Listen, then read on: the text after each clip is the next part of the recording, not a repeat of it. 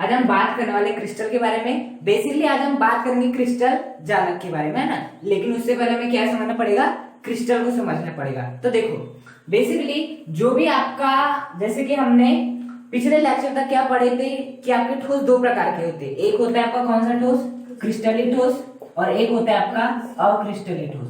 दो प्रकार के होते हैं। तो क्रिस्टलीय ठोस में क्या होते हैं, जितने भी जो आपके कण रहते हैं नियमित व्यवस्था में उपस्थित रहते हैं, जबकि अक्रिस्टलीय ठोस में निश्चित क्रम में व्यवस्थित नहीं रहते, है ना। तो हमें इस अक्रिस्टलीय ठोस के बारे में इस पूरे चैप्टर में नहीं पढ़ना है, हमें केवल क्रिस्टलीय ठोस के बारे में पढ़ना है। क्रिस्टलीय ठोस के अगर गुणधर्म दिखाते हैं, जो भी दिखाते हैं उनके बारे में पढ़ना है, अक्रिस्टलीय ठोस के बारे में नहीं पढ़ना है। हाँ, तो बेसिकली हमें ये करना है ना। तो हमें क्रिस्टलीय ठोसों का अध्ययन करना मतलब हमें ऐसे ठोसों का अध्ययन करना है जिनमें जो कण रहेंगे उनके एक निश्चित क्रम रहेगा, निश्चित व्यवस्था होगी, नियमित व्यवस्था होगी। ऐसे ठोस के बारे में इस चैप्टर में हमें पूरी तरह से अध्ययन करना है ना। तो उसके अंतर्गत हम पढ़ेंगे आज क्रिस्टल। क्या पढ़ेंगे, क्रिस्टल। अब देखिए कि जो भी आपका पदार्थ रहता है वो किससे मिलकर बना होता है, या तो परमाणु से, अणु से या आयन से मिलकर बना होता है। तो बेसिकली इन्हें कहा जाता है संरचनात्मक इकाइयां।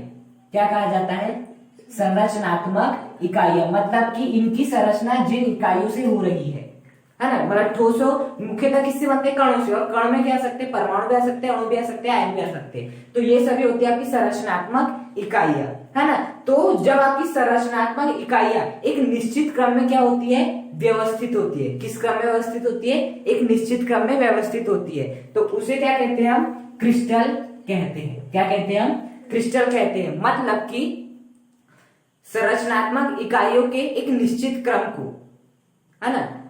मतलब जो आपका जब निश्चित क्रम में जुड़ जाती है आपकी संरचनात्मक इकाइयां, है ना। मैं मान लेता हूँ जैसे संरचनात्मक इकाई आपकी कुछ इस प्रकार से है आपकी, है ना। मतलब ऐसे बहुत प्रकार से हो सकती है। तो मैं मान लेता हूँ कि ऐसी कोई संरचनात्मक इकाई, संरचनात्मक इकाई मतलब अणु, परमाणु या आयन। अब जब एक अणु हो, परमाणु हो या आयन हो, एक निश्चित क्रम में जुड़ जाते हैं और इनके निश्चित क्रम में जुड़ने से आपका जो भी पदार्थ बनता है उसे क्या कहते हैं, क्रिस्टल कहते हैं। मतलब हम कह सकते हैं कि जो क्रिस्टल रहता है वो संरचनात्मक इकाइयों जैसे कि अणु, परमाणु या आयन के एक निश्चित क्रम में जुड़ने से बनता है। जैसे कि हमने NaCl के एग्जांपल दिए थे, पहले Na+Cl-, एक Cl के चारों Na और एक Na के चारों ओर पूरे Cl रहते हैं ना। तो ऐसा ही जब निश्चित क्रम में आपकी संरचनात्मक इकाइयां जुड़ती है, मैं ये नहीं बोल रहा हूँ कि निश्चित क्रम आपका हमेशा ऐसे रहेगा। जब भी आपका संरचनात्मक इकाई निश्चित क्रम में जुड़ जाएगी और उसे जो भी पदार्थ बनेगा उसे क्या कहते हैं, क्रिस्टल कहते हैं। इतनी बात समझ में आई। हाँ, अब देखो क्या होता है, इसी से संबंधित है आपका क्रिस्टल जालक। क्या संबंधित है, क्रिस्टल जालक। बेसिकली क्रिस्टल जालक को त्रिविम जालक भी कहते हैं। क्या कहते हैं, त्रिविम जालक। अब त्रिविम का मतलब क्या होता है, त्रिविम का मतलब होता है 3D।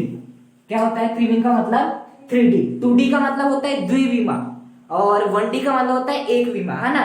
तो इसे बेसिकली क्रिस्टल जालक को क्या कहा जाता है, त्रिविम जालक भी कहा जाता है ना। तो बेसिकली जब ये संरचनात्मक इकाइयां, बेसिकली क्रिस्टल क्या होता है, जब संरचनात्मक इकाई निश्चित क्रम में जुड़ जाती है तो उसे क्या कहते हैं, क्रिस्टल कहते हैं। तो वो जो आपका निश्चित क्रम रहता है ना, संरचनात्मक इकाइयों का जो भी निश्चित क्रम रहता है, उसी निश्चित क्रम को जब हम 3D में देखते हैं, कहां पर देखते हैं, 3D में देखते हैं, तो इसे क्या कहते हैं, क्रिस्टल जालक कहते हैं या त्रिविम जालक कहते हैं। क्रिस्टल क्या होता है, बेसिकली कई लोग डिफरेंस पूछते हैं कि क्रिस्टल और क्रिस्टल जालक में अंतर क्या है, दोनों तो बात वही है। तो अंतर यह है कि जो क्रिस्टल होता है वो संरचनात्मक इकाइयों के निश्चित क्रम में जुड़ने से बनता है, और वो जो संरचनात्मक इकाई है जिस निश्चित क्रम में जुड़ती है ना, उस निश्चित क्रम को यदि हम 3D में देखते, कहां देखते, 3D में या त्रिविम में देखते हैं, तब आपको जो भी मिलता है उसे क्या कहते हैं, क्रिस्टल जालक कहते हैं, है ना।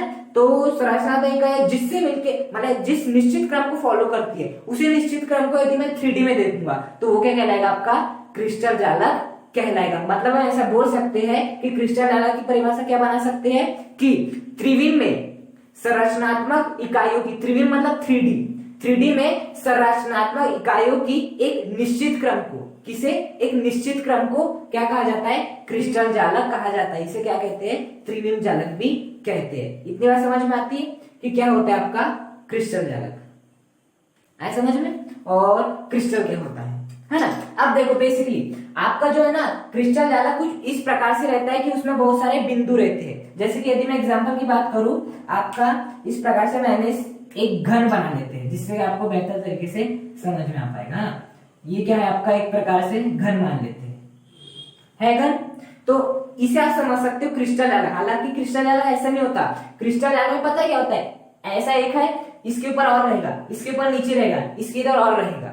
लेकिन मैं मान रहा हूं कि अभी क्या है, क्रिस्टल जालक है। ये क्रिस्टल जालक नहीं है, लेकिन समझाने के लिए ये क्या आपका क्रिस्टल जालक है। तो देखो यहाँ जो आपका क्रिस्टल जालक है ना, ये क्या होगा, एक बिंदु हो जाएगा इसका, ये क्या हो जाएगा दूसरा बिंदु, तीसरा बिंदु, चौथा बिंदु, पांचवा बिंदु, छठा बिंदु और सातवां बिंदु। इस प्रकार से आपके 7 बिंदु हो जाएंगे। हालांकि 8वां बिंदु भी होता है, जो कि आपका ये है, 8 बिंदु हो जाएंगे। तो 8 बिंदु को क्या कहा जाता है, आपका जालक बिंदु। क्या कहा जाता है, जालक बिंदु, है ना। तो क्रिस्टल जालक जिन अणुओं या परमाणुओं या आयनों से मिलकर बने होते हैं, क्रिस्टल जालक जिन परमाणुओं, अणुओं या आयन से मिलकर बने होते हैं, उन्हें क्या कहते हैं, जालक बिंदु। बेसिकली ये जो है ना, ये जो आपका एक बिंदु है, वो या तो यहाँ पर परमाणु को बताएगा या परमाणु के समूह को बताएगा, या तो परमाणु को बताएगा, परमाणुओं के समूह को बताएगा। हाँ, तो इन्हें कहते हैं हम जालक बिंदु। अब देख लो क्रिस्टल जालक की कुछ खासियत भी होती है। पहली खासियत क्या है कि इसमें जो आपका जालक बिंदु है, क्रिस्टल जालक का जो आपका जालक बिंदु वो क्या बताता है, पहली बात तो परमाणु बताएगा, या क्या बताएगा, परमाणुओं के समूह को बताएगा। ये वाला जो क्रिस्टल जालक है, मतलब ये वाला जो क्रिस्टल जालक है, इसका जो ये जो जालक बिंदु होगा, या तो परमाणु को बताएगा या परमाणुओं के समूह को बताएगा, है ना।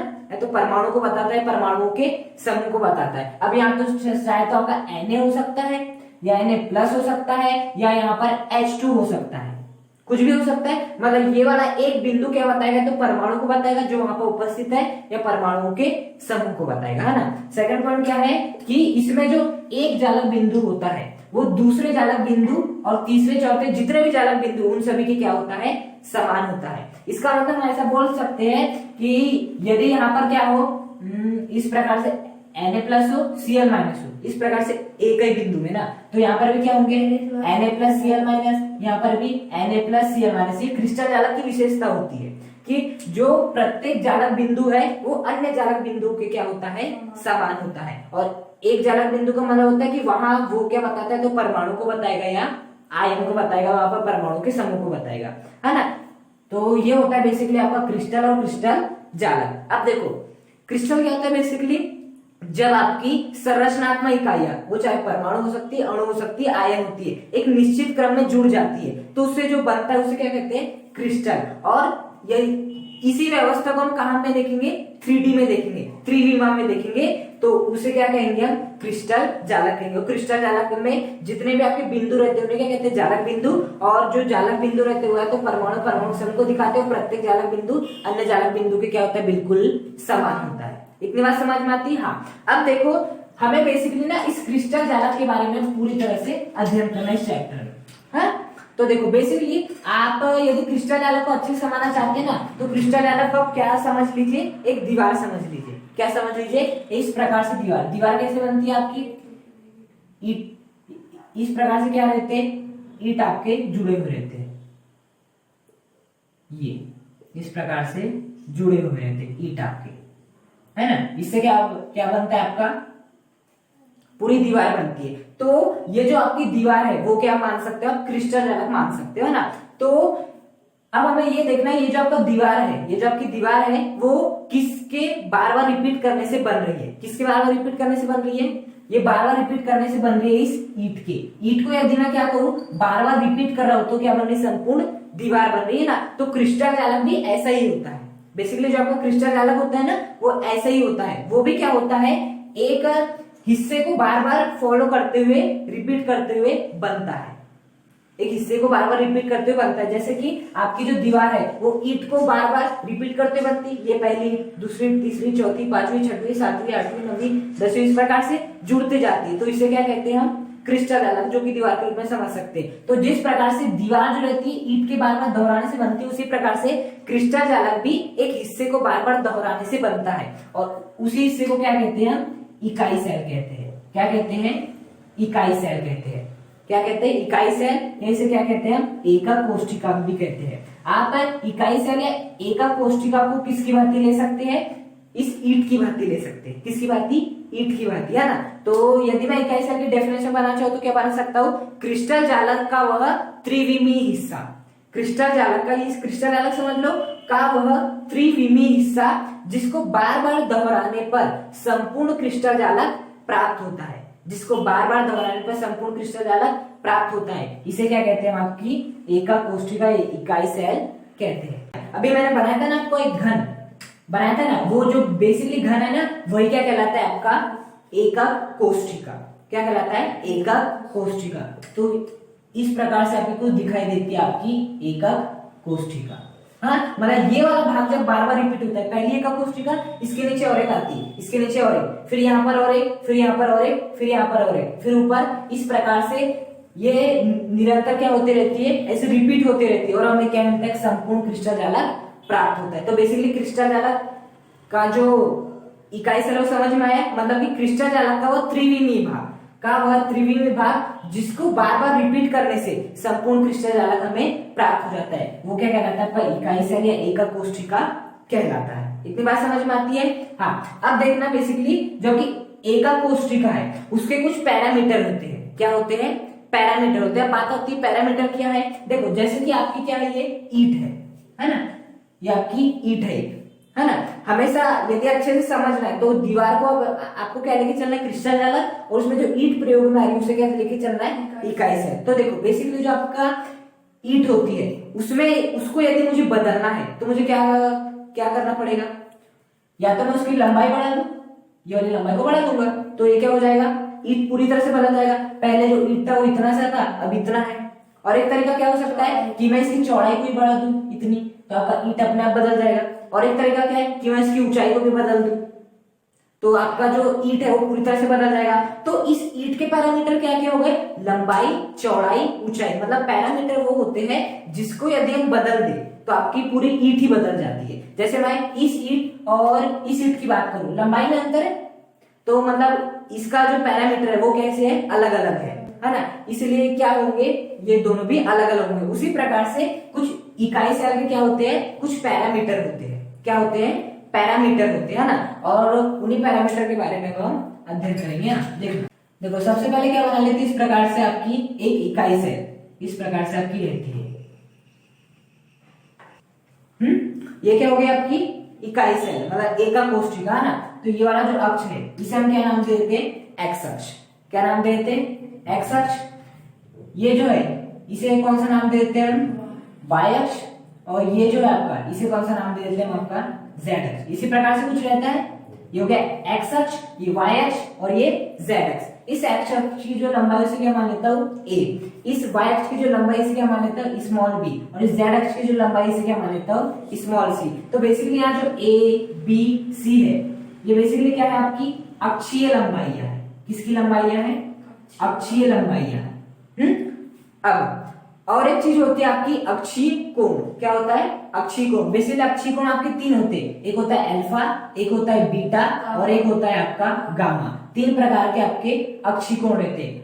अब कैसे पहचानेंगे, देखो इसे हम ना याद करने का एक ट्रिक है, वो ये है कि देखो आपको जो अल्फा है उसे किसके बारे में मानना है, ए के बारे में मानना है। जो आपका बीटा है उसे किसके बारे में मानना है, स्मॉल बी। और जो आपका गामा है उसे किसके बारे में मानना है, सी के बराबर मानना है। अब देखो ए और बी, बेसिकली ए जो है वो अक्षीय लंबाई है और किस अक्ष की अक्षीय लंबाई है, एक्स अक्ष की। तो बताओ अक्षों के बीच में जो कोण बनेगा वही क्या कहलाएगा, आपका अक्षीय कोण कहलाएगा, है ना। तो वो अक्षीय कोण कितने हैं, तीन है, अल्फा बीटा गामा। अब बात आती है अल्फा क्या होता है ना। तो देखो ये वाला एक्स अक्ष वाई अक्ष, इसके बीच में जो भी कोण बनेगा वो क्या कहलाएगा, अक्षीय कोण कहलाएगा, है ना। तो देखो ए और बी के बीच में यदि मैं अक्षीय कोण देखूंगा तो बताओ ए और बी जब मैं देख रहा हूं तो क्या नहीं आ रहा है, आपका सी नहीं आ रहा है, और सी किसके बराबर है, गामा। मतलब कि यहाँ जो आपका एंगल बनेगा वो कौन सा एंगल बनेगा, गामा एंगल बनेगा। कौन सा बनेगा, गामा, है ना। बेसिकली अब यदि मैं एक्स अक्ष और जेड अक्ष की बात करूं, है ना, तो देखो ए और सी क्या नहीं है, बी नहीं है, मतलब कि यहाँ पर कौन सा एंगल होगा, आपका बीटा एंगल होगा। कौन सा एंगल होगा, बीटा। अब बेसिकली जेड अक्ष और वाई अक्ष, है ना, बी और सी, बी और सी कौन नहीं है, स्मॉल ए नहीं है, और स्मॉल ए को किसके समतुल्य माना गया, अल्फा। तो यहाँ पर जो एंगल बनेगा वो कौन सा बनेगा, अल्फा। तो ये आपके कितने पैरामीटर हो गए, 6 पैरामीटर। बेसिकली अब पहली अक्षीय लंबाई, दूसरी अक्षीय लंबाई, तीसरी अक्षीय लंबाई, चौथा अक्षीय कोण, पांचवा और ये छठा। बेसिकली ये जो अल्फा है वो किस किस के बीच में कोण है, अल्फा जो है आपका वो है जेड अक्ष व वाई अक्ष के बीच का कोण। देख लो जेड अक्ष व वाई अक्ष के बीच का कोण क्या है आपका, अल्फा है। यदि मैं बीटा की बात करूं तो किस अक्ष के बीच का कोण है, जेड व एक्स अक्ष, जेड व एक्स अक्ष के बीच का कोण है। और यदि मैं गामा की बात करूं तो किस अक्ष के कोण है, एक्स व वाई अक्ष के बीच का कोण है। बेसिकली याद कैसे रखना आया, ए और बी की जब मैं बात करूं तो क्या नहीं आ रहा है, सी नहीं आ रहा है, मतलब सी इनके बीच में कौन सा एंगल बनेगा, गामा। जब मैं आपकी सी और ए की बात करूं तो क्या नहीं आ रहा है, बी नहीं आ रहा है। बी नहीं आ रहा है मतलब मैं किसकी बात करूंगा, बीटा, मतलब कि एक्स अक्ष और जेड अक्ष के बीच में बीटा कोण बन रहा है। और जब मैं सी और बी की बात करूं तो क्या नहीं आ रहा है, ए नहीं आ रहा है, मतलब इनके बीच कौन सा एंगल बनेगा, अल्फा एंगल बनेगा, है ना। तो बेसिकली देखो यदि मैं क्या करूं, एक आपका इस प्रकार से क्रिस्टल जालक है, सॉरी इस प्रकार से आपकी क्या है, एकक कोष्ठिका है। अब यदि मैं एक आपके ए से एकक कोष्ठिका है और दूसरे एकक कोष्ठिका की जो ये लंबाई है ए है, इसे क्या कर देता हूं, बढ़ा देता हूं। तो बताओ ये पूरी तरह से चेंज हो जाएगी, होगी क्या नहीं चेंज। अब यदि मैं इस एंगल को बदल दूं, मतलब कि पहले यहाँ पर एंगल आपको कितना नजर आ रहा है, 90 डिग्री। अब मैं 90 डिग्री से 27 डिग्री कर दूंगा तो लगभग ये एकदम ऐसा हो जाएगा ना, एकदम वो लगेगा। मतलब कि ये हो गए 6 पैरामीटर जिनको बदलकर हम एकक कोष्ठिकाओं को भी क्या कर सकते हैं, परिवर्तित कर सकते हैं, पूरी तरह से परिवर्तित कर सकते हैं। तो पैरामीटर क्या होते हैं, पैरामीटर वो होते हैं जिन्हें यदि हम चेंज कर दे तो आपका इकाई कोष्ठिका पूरी तरह से चेंज हो जाती है ना। और कितने पैरामीटर होते हैं, 6, अक्षीय लंबाई, अक्षीय कोण। यदि हम इन्हें पूरी तरह से चेंज कर दे तो आपके इकाई सेल पूरी तरह से क्या हो जाती है, चेंज हो जाती है ना। तो इन्हीं पैरामीटर्स के आधार पे जो आपके इकाई कोष्ठिका होती है वो कितने प्रकार की होती है, 7 प्रकार की होती है। कितने प्रकार की होती है, 7 प्रकार की होती है ना। मतलब उनमें क्या रहता है, ए बी सी का डिफरेंस रहता है, साथ ही साथ जो कोण है उनका भी क्या रहता है, डिफरेंस रहता है। बेसिकली ये जो आपके क्या है, क्रिस्टल तंत्र, अक्षीय दूरियां और अक्षीय कोण। देखो कितने पैरामीटर होते हैं एकक कोष्ठिका के, 6 पैरामीटर होते हैं ना। तो सॉरी 6 पैरामीटर होते हैं, अक्षीय लंबाई 3, अक्षीय कोण 3, है ना। तो उन्हीं के आधार पे अलग अलग होने के कारण आपके जो क्रिस्टल तंत्र है कितने प्रकार के बनते हैं, 7 प्रकार के क्रिस्टल तंत्र बनते हैं। पहला क्रिस्टल तंत्र रहता है घनीय, जिसमें कि जो आपका ए रहता है वो बी के बराबर रहता है और जो बी रहता है वो किसके बराबर रहता है, सी के बराबर रहता है। मतलब मैं ऐसा बोल सकता हूँ कि यदि मैं इस प्रकार से क्या बना है, छोटा सा घर बना लेता हूँ इस प्रकार से ये, तो इसमें ये क्या होता है ए, ये क्या होता है बी और ये क्या होता है सी। तो जहां भी घनी क्रिस्टल तंत्र मिलेगा ना, वहां जो आपका ए होगा वो बी के बराबर होगा और जो आपका बी होगा वो किसके बराबर होगा, सी के बराबर होगा, है ना। और जो कि घनी क्रिस्टल तंत्र रहता है उसमें अल्फा बराबर बीटा बराबर गामा रहता है। मतलब कि यहाँ जितना कोण बनेगा उतना ही कोण यहाँ पर भी बनेगा और उतना ही कोण यहाँ पर भी बनेगा। और जो कोण बनेगा वो कौन सा होगा, 90 डिग्री का एंगल। मतलब यहाँ पर जो एंगल बनेगा वो कितने डिग्री का बनेगा, 90 डिग्री का। यहाँ पर भी 90 डिग्री का, यहाँ पर भी 90 डिग्री का होगा। इतना बेसिकली समझ में आया। हाँ अब देखो दूसरा, देखो चतुष्कोणी। दूसरा तंत्र क्या है, चतुष्कोणी। इसमें क्या होगा, ए तो बी के बराबर होगा। मतलब ये जो है इसकी जितनी लंबाई होगी उतनी लंबाई इसकी भी होगी। इसकी लंबाई यदि 5 मीटर है तो इसकी भी लंबाई कितनी होगी, 5 मीटर होगी। लेकिन जो आपका सी होगा वो ए और बी के बराबर नहीं होगा। मतलब ए तो बी के बराबर है, ये कितना का हो जाएगा, 6 मीटर का हो जाएगा या 4 मीटर का हो जाएगा। मतलब ए और बी तो बराबर होंगे लेकिन सी बराबर नहीं होगा। अब बताओ इसमें ए बराबर बी बराबर सी है, इसमें ए तो बराबर है बी के लेकिन सी के बराबर नहीं। तो बताओ इसकी जो आकृति बनेगी वो कैसी बनेगी, इससे अलग बनेगी क्योंकि इसमें तीनों बराबर थी। तो देखो हमने एक पैरामीटर बदले लंबाई का तो पूरा हमारा क्रिस्टल तंत्र बदल गया। कौन सा बन गया, चतुष्कोणी बन गया, है ना। यहाँ पर क्या है, अल्फा बराबर बीटा बराबर गैमा है। और यहाँ पर चतुष्कोणी में भी यहाँ पर जितना एंगल बनेगा उतना एंगल यहाँ पर भी बनेगा, यहाँ पर भी उतना ही एंगल बनेगा। और वो पूरे एंगल कितने होंगे, 90 डिग्री के ही होंगे।